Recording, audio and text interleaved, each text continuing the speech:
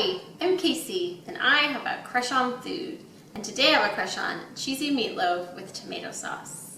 I'm going to make a really good meatloaf that has cheese in the middle, and you can pour sauce all over it. It's delicious. I love meatloaf because you can eat it with other foods and you can mix them all together and it tastes great.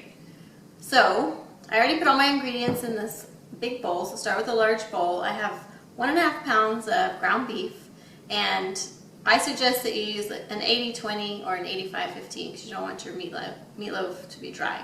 So use some meat with a little fat.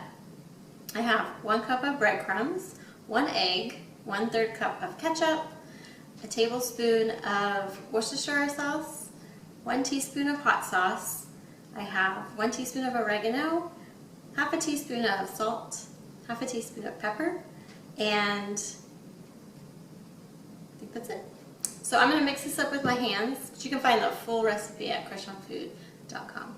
I'm going to mix this up with my hands, and then I'm going to roll it out. Alright, make sure you add half a cup of chopped onion to your mixture too. I forgot to mention that before I mixed it all up. And preheat your oven to 400 degrees. So what you're going to do is you're going to put your meat on parchment paper, and I have mine held here with knives because it's kind of curly. But you want an 8 by 11 rectangle of meat. So you're just going to dump your mixture here onto the parchment paper. I cut my parchment paper a little bigger so that I have some room on the outsides. And you're just going to press it down till it's evenly layered, even thickness for the whole rectangle.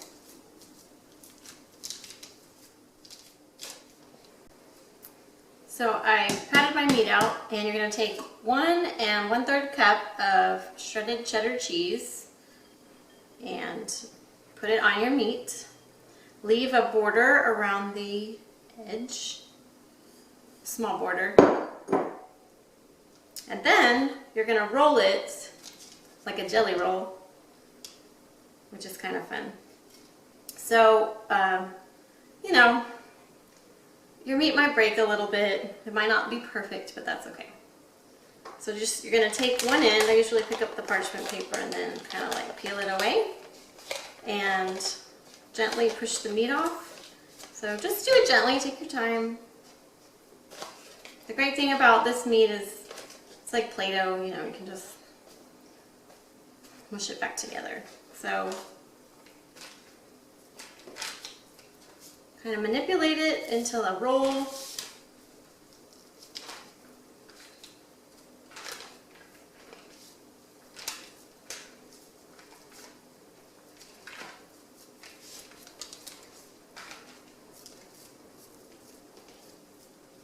So once you have the roll all made, you might see some holes. Some cheese might fall out, but hey, no big deal. You're going to pinch the ends together to kind of seal the meatloaf. Again, it does not have to be perfect. Just push them together as best you can.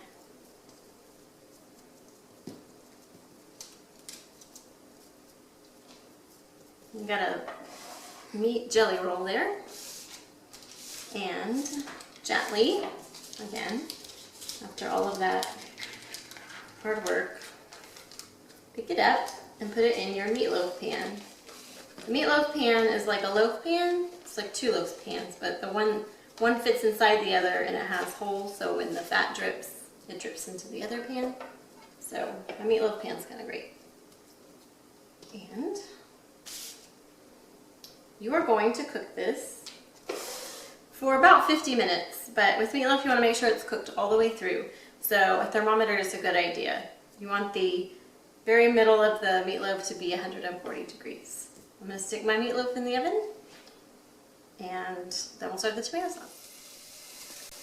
I started the tomato sauce, so I have a medium saucepan here with half of an onion chopped, half of a medium onion chopped, and 2 garlic cloves chopped. So I've already been sauteing them in 1 tablespoon of olive oil.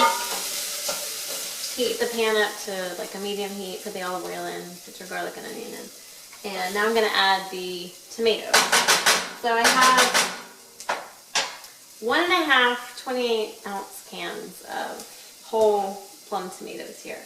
And you want your sauce to be chunky, so what you can do is, again, touch the food with your hands, and you're just going to kind of squeeze it out, kind of manipulate the tomatoes with your hands so that they stay chunky. And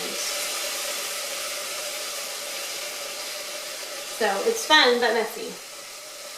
I'm going to add all the tomatoes and then put the rest of the ingredients in. So to the tomatoes, you're going to add 1 tablespoon of sugar and 1 tablespoon of Italian seasoning. And then you're just going to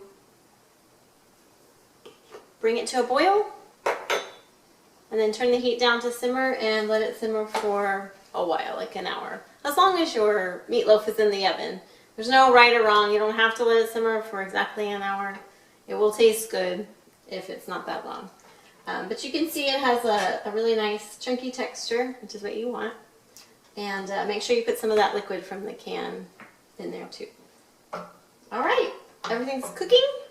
Smells good in my house already. And I'll show you the final product.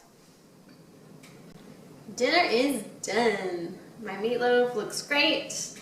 Got a little cheese spilling out of it, which makes me happy. Perfection is overrated sometimes in cooking.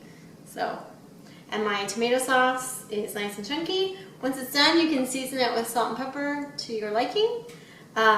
Pour the tomato sauce over your meatloaf after you slice it.